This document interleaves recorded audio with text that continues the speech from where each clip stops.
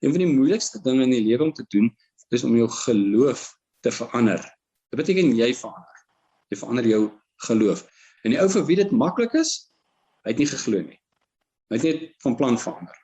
Hy glo maar nou net iets anders, maar hy glo dit ook net so lekker raak soos hy vorige ding geglo het. Maar as jy oortuig is van iets, en jy sien iets anders erin, daai skuif is baie moeilik. Vir die van ons wat dit al gedoen het, dis baie moeilik om dit te doen. So, enige iemand wat op daai punt kom, om te sê, maar, ek moet nou hierdie goede uitsorteer, ek moet nou sien wat hier aan die gang is. Jy moet bereid wees om dit wat jy glo, waarop jy staan, jou fundament waarop jy gebou het, te ondersoek. Jy moet bereid wees om terug te gaan en te sê, hierdie steen wat ek hier neergesit het, waar kry ek hom? Hoe het ek hom hier neergesit? Wie het hom vir my aangegee en gesê, sit hom daar? Was dit Vader of oorlewering? Anders gewoonlik oorlewering. Ek praat baie keer van die kinderbybel, maar vandag toe ek my kar uit, dink ek, groot mense se kinderbybel is Christelike films, want hulle wys vir jou 'n film van, noem dit maar 'n profeet of wat ook al.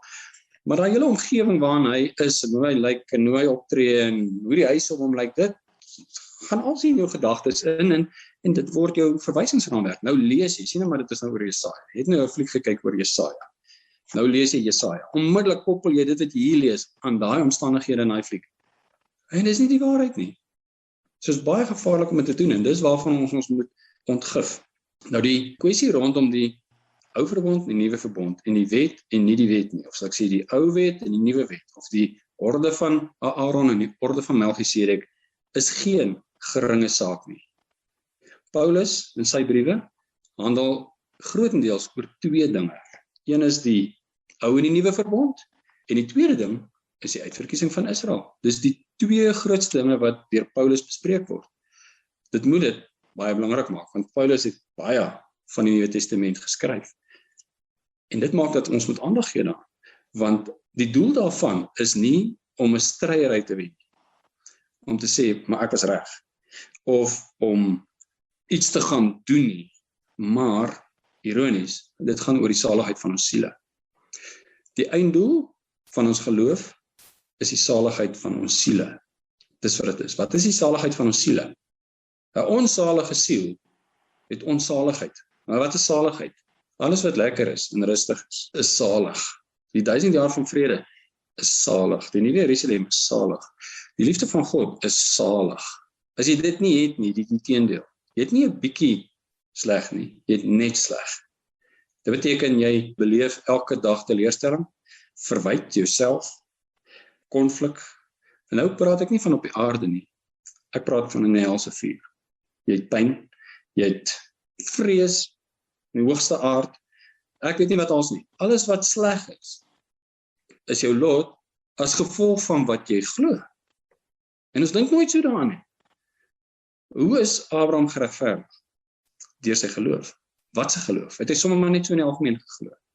Hy het God geglo. God het gesê, Abraham, dit is so, dan glo jy dit. Baie ander mense, eintlik alle ander mense, glo ook. Maar wat glo hulle? So dit wat jy glo, bepaal die saligheid van jou siel. En as jy so aan dit dink, dan is dit skerie. Paulus sê, jy moet glo en verstaan wat ek sê. En jy moet dit doen soos ek sê. Anders sal jou siel nie saligheid beerwe nie. Hoekom sê hy dit? Want Yeshua self het aan hom verskyn en hy het Paulus geleer. En vir Paulus gesê, Paulus, hierdie is my nuwe verbond. Dit werk so en so en so en so. Maar as gevolg van die geregtigheid wat ek is, moet jy dit op hierdie manier doen, sodat dit geregtig is wanneer dit in die hof getoets word. As jy dit nie doen nie, as my begeerte, hoe groot om jou te red, ek kan nie, want ek moet my eie geregtigheid breek om jou te red, en ek gaan dit nie doen nie, ek kan dit nie doen nie, daarom moet jy in geregtigheid doen wat hy sê, en dit is wat hy sê, die einddoel van ons geloof, is die saligheid van ons siele. Is nie 'n argument met iemand anders nie. Dis nie 'n boek wat jy wil skryf nie, dis nie 'n kerk wat jy wil begin nie, dis nie die groep waarin jy bymekaar kom om te bid waaroor dit gaan nie. Dit gaan oor die saligheid van jou siel.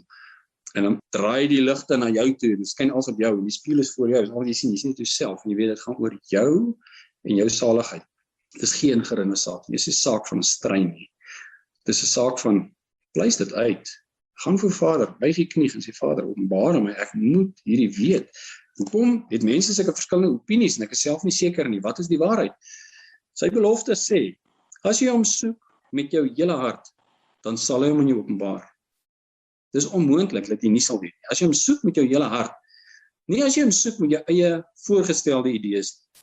En dis wat ons doen, ongelukkig. Ek het hierdie idee, en nou gaan soek ek in die Bybel, watter verse staaf dit? Jy is besig om jou eie behoeftes te vervul. Gaan na Vader toe met niks. Die vergelyking in die ou verbond van dit is die suurdeeg. Met die Pasga mag daar geen suurdeeg in jou huis gewees nie. Wat is die Pasga? Dit is weer profeties van Yeshua se verlossing, die saligheid van ons siele. Yeshua het nie verlossing nodig gehad nie. Hy het gesterf vir ons verlossing. Maar as daar suurdeeg in jou lewe is, die Pasga lam word geslag, dan gaan die engel nie by jou verbygaan nie. Kry die suurdeeg uit jou lewe uit. En nou kom ons op hierdie punt, wat ons wonder, wat is dit? Watter kant toe gaan dit? En onthou, dit is belangrik om te worstel. Jakob het met God geworstel. Jakob was Jakob, totdat hy met God geworstel het, toe sy Israel. En wat is worstel? Dis 'n onderwerp soos hierdie, waarmee jy worstel. En jy sê, ek weet nie wat sy antwoord nie. Moenie sê, jy weet wat sy antwoord, voordat jy nie seker is. Kry die antwoord. En Vader sê jou lei, en dan sien jy, hierdie ding en daai ding en daai ding. Dan sien jy, daai ding en daai ding en daai ding. En dan vat dit 'n jaar of 2 of 3, maak nie saak nie. En jy sien. Nader as jy 80%, jy sê, ek is nou oortuig van hierdie ding, ek kort nog net hier en daar iets. En dan kom hy, en dan het jy geloof. Dan sê jy, ek twyfel nie meer nie, ek sien dit, hier is dit. Hoe sien jy dit? Dit begin in Genesis, en dit stop in Openbaring, en dit het nie verander nie, en dit spreek nie teen mekaar nie, en dit is nie, die een is nou verkeerd, en die ander is reg, dis niks van dit nie. Dis een boek, dis een God, met een boodskap. Ons sien dit net nie.